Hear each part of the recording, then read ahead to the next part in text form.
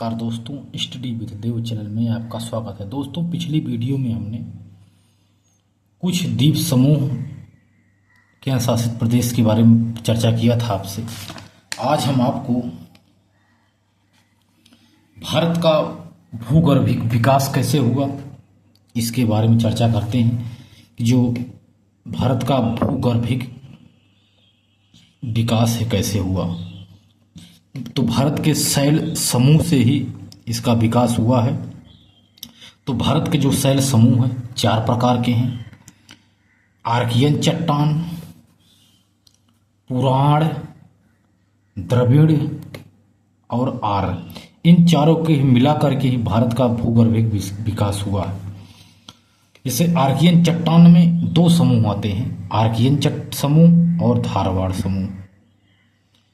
पुराण में कुडप्पा चट्टानें एवं विंध्य चट्टानें आती हैं कुडप्पा में, और द्रविड़ चट्टानें कुछ हैं। आर में गोंडवाना चट्टानें, दक्कन ड्रैप चट्टानें, टर्शियरी चट्टानें, क्वार्टनरी चट्टानें आदि यह आर में आती हैं। तो हम एक एक का अध्ययन करते हैं शुरू से अंत तक। सबसे पहले हम आर्कियन चट्टानों के बारे में चर्चा करते हैं। आर्कियन समूह के बारे में सबसे पहले देख लेते हैं, आर्कियन चट्टानें कैसे बनी, इनका क्या है वजूद, इसके बारे में देखते हैं। तो आर्कियन चट्टानें जो हैं पृथ्वी की रक्त तप्त आग का यह गोला था। पृथ्वी सबसे पहले शुरू में पृथ्वी रक्त तप्त आग का यह गोला था, लावा धधक रहा था बहुत तेजी सा। तब यहाँ कुछ भी नहीं था, ब्रह्मांड था। एक ब्रह्मांड में एक पृथ्वी गोली की तरह, आग की तरह लपटते हुए जल रही थी। बहुत समय के बाद शीतलन का कार्य शुरू होता है। धीरे धीरे या ठंडी होकर के एक भूपर्पटी का निर्माण होता है। उसके बाद कुछ चट्टानें बनती हैं, ये अग्नि चट्टानें बनती, आर्कियन चट्टानें बनती हैं। आर्कियन चट्टानों को सबसे पुरानी चट्टानें कहा, क्योंकि सबसे पहले आर्कियन चट्टानें बनती हैं। बहुत समय के बाद ठंडी होकर के आर्कियन चट्टानें बनती हैं, यह सबसे पुरानी है।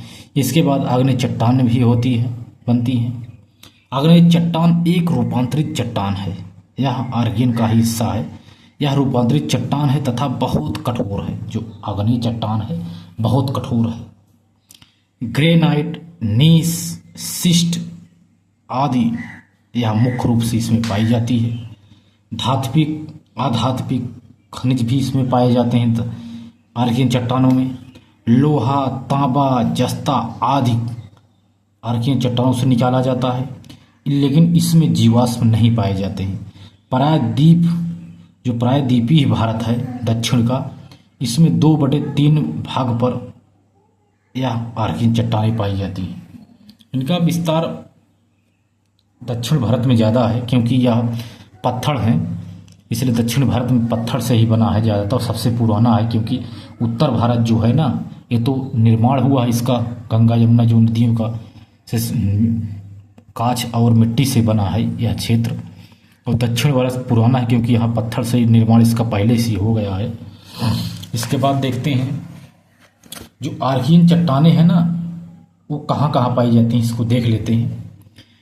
तो आर्कियन चट्टानें कर्नाटक, तमिलनाडु, केरल, आंध्र प्रदेश, तेलंगाना, छत्तीसगढ़, झारखंड, उड़ीसा, मध्य प्रदेश, राजस्थान, मेघालय आदि क्षेत्रों में आर्कियन चट्टानें पाई जाती हैं। मैप में अगर देखते हैं तो ये गुजरात है, ये राजस्थान का क्षेत्र है। अपना यूपी है, यूपी में लेकिन नहीं है। ये गुजरात है,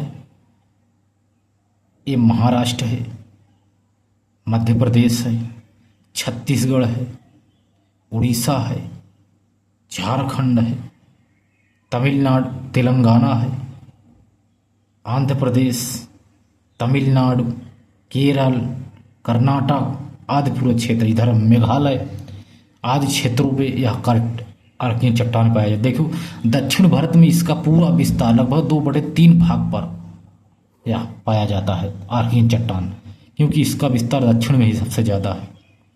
यह है तमिलनाडु, यहाँ भी इस क्षेत्र में, यहाँ इस क्षेत्र में सबसे ज़्यादा पाया जाता है ये जो क्षेत्र है। इसके बाद देखते हैं आर्कियन के बाद धारवाड़ चट्टानें भारत अब भी गोंडवाना भूमि से जुड़ा हुआ था, क्योंकि आर्कियन चट्टानें बन चुकी थी तथा आर्कियन चट्टानों का अनुच्छादन हो गया था। इसके द्वारा धारवाड़ चट्टानों का निर्माण हुआ था। हम इसके बारे में आपको बताएंगे कि पहले एक पूरा भूभाग हुआ करता था, जो दो भागों में बटा। गोंडवाना एक भाग था, दूसरा आर्कियन वगैरह जो टूट के बनता है, तो एक गोंडवाना का हिस्सा था, इसलिए इसका निर्माण हुआ है। तो धारवाड़ प्रथम अवसादी चट्टानें हैं, क्योंकि यह आर्कियन से बनी है। तो धारवाड़ को कहा जाता है यह प्रथम अवसादी चट्टान, क्योंकि यह आर्कियन से बना है। धारवाड़ आर्थिक रूप से सर्वाधिक संपन्न है, क्योंकि सबसे ज़्यादा खनिज इसी में पाया जाता है। धात्विक और अधात्विक खनिज इसमें बहुत पाए जाते हैं। लोहा, सोना, चांदी, मैग्नीज आदि इसमें बहुतायत में पाए जाते हैं। क्रोमियम एवं परमाणु खनिज भी यहाँ पाए जाते हैं। इसमें भी जीवाश्म नहीं पाया जाता, क्योंकि अवसाद नहीं है। भले अवसादी चट्टान है, लेकिन अवसाद इसमें नहीं पाया जाता, ज़्यादा कांच नहीं पाया जाता, कीचड़। इसे प्रथम बार कर्नाटक के धारवाड़ जिले से इसे खोजा गया था। कर्नाटक में 3 जिले हैं, धारवाड़, बेल्लारी, सिमोत्रा। जो अरावली एक है राजस्थान का, या धारवाड़ चट्टानें ही है, जो अरावली है राजस्थान के, धारवाड़ चट्टानें। इन 3 जिलों में खोजा गया था सबसे पहले धारवाड़ चट्टानों को, जिससे इनका निर्माण हो। इसमें भी जीवाश्म नहीं पाया जाता है। इसके बाद धारवाड़ को देख लेते हैं कहाँ कहाँ इसका विस्तार है। यह भी कर्नाटक, राजस्थान, उड़ीसा, झारखंड, छत्तीसगढ़, आंध्र प्रदेश, केरल, तमिलनाडु, मध्य प्रदेश आदि में यह पाया जाता है। कर्नाटक के कोलार से सोना निकाला जाता है। कर्नाटक एक हट्टी है, यहाँ से भी सोना निकाला जाता है। बेल्लारी से लोहा निकाला जाता है, कर्नाटक के बेल्लारी से।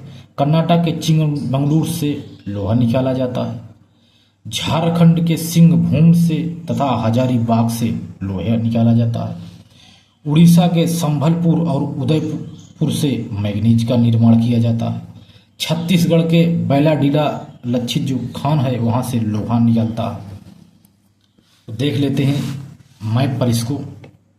ये धारवाड़ चट्टान है, सभी धारवाड़ चट्टानें हैं, जो झारखंड, उड़ीसा और आंध्र प्रदेश से लगा हुआ क्षेत्र है। तीनों क्षेत्र में यह धारवाड़ प्रमुख चट्टानें हैं। राजस्थान में क्षेत्र है, यह भी धारवाड़ है, लेकिन यह गुजरात में नहीं पाया जाता है। धारवाड़ चट्टानें गुजरात में नहीं है।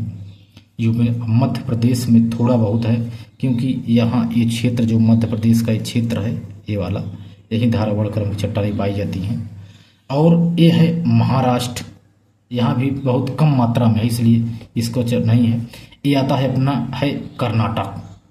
कर्नाटक में धारवाड़, बेल्लारी, शिमोगा 3 जिले में बहुतायत में पाया जाता है।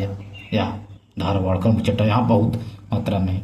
और ये है अपना आंध्र प्रदेश, मान लीजिए, देख लीजिए, आंध्र प्रदेश में भी यह पाया जाता है धारवाड़ का चट्टानें। इसके बाद तमिलनाडु और केरल वगैरह में, यहाँ भी ये केरल का एक क्षेत्र है, ये क्षेत्र एक छोटा सा, यहाँ भी धारवाड़ क्रम की चट्टानें पाई जाती हैं। और तमिलनाडु में ये वाला क्षेत्र जो है, ये वाला क्षेत्र, यहाँ धारवाड़ चट्टानें पाई जाती हैं।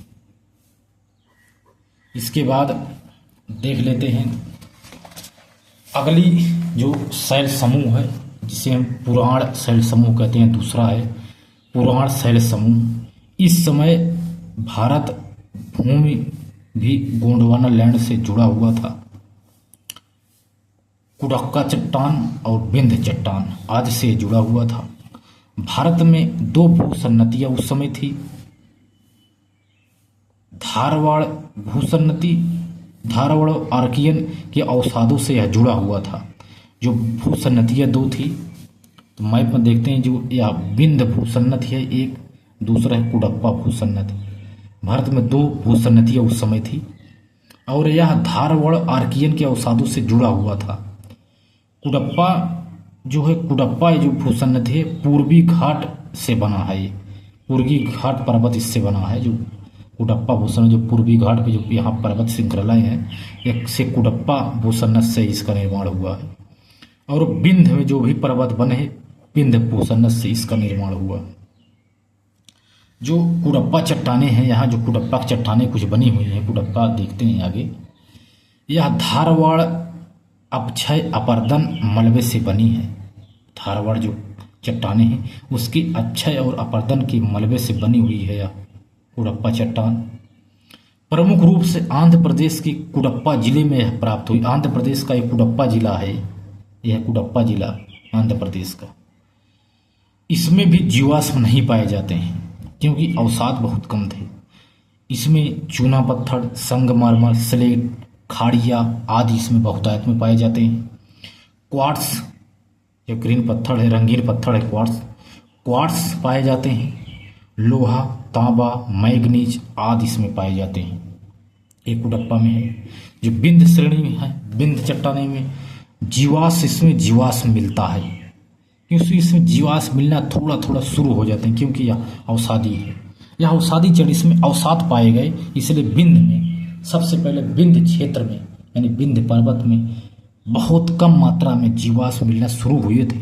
बहुत नहीं थे लेकिन थोड़ा थोड़ा मिलना शुरू हो गया था।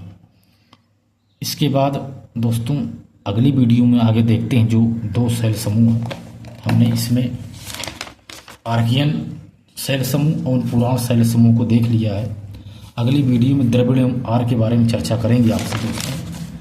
तो दोस्तों यदि हमारी वीडियो आपको अच्छी लगती हो तो सब्सक्राइब, लाइक, शेयर जरूर करना। तो दोस्तों मिलते हैं और बेहतरीन क्लास में, तब तक के लिए धन्यवाद।